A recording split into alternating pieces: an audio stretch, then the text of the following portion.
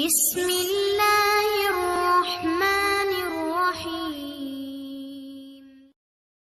صلی اللہ علی النبی الکریم۔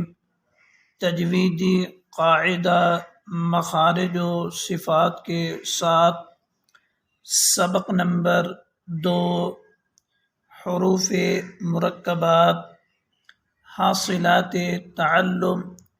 اس سبق کے مکمل ہونے پر طلباء اس قابل ہوں گے کہ قرآنی مرکب حروف کی شکل، پہچان اور آواز کی صحیح طور پر ادائی کر سکیں۔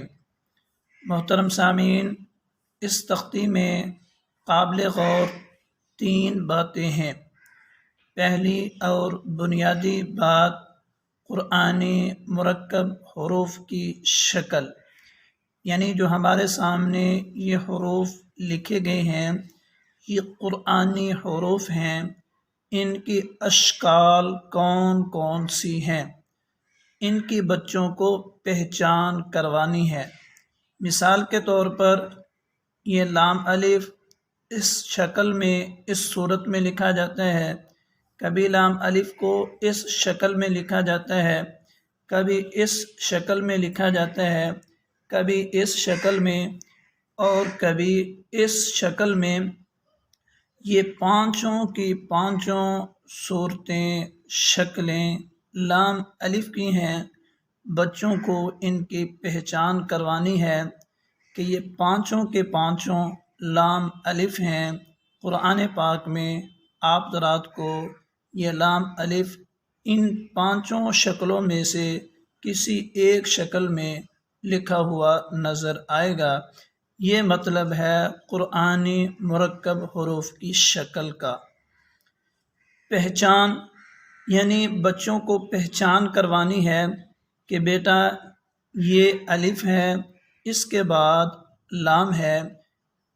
یہ ہم نے لام پڑھا تھا پہلی تختی میں، اس کے بعد الف لکھا ہوا ہے، ہم نے پہلا حرف پہلی تختی میں الف پڑھا تھا، تو یہ جب دونوں حرف ملے تو اسے لام الف پڑھا گیا۔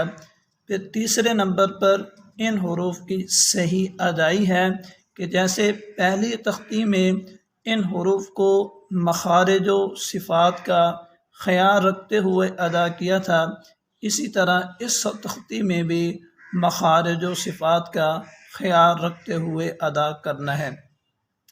اب یہ آپ حضرات میرے بعد پڑھیں گے۔ الف لام الف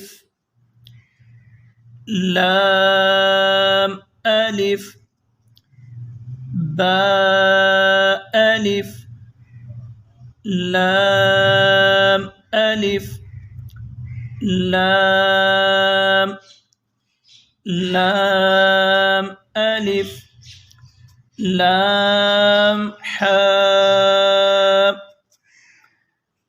لام الف با لام با با لام با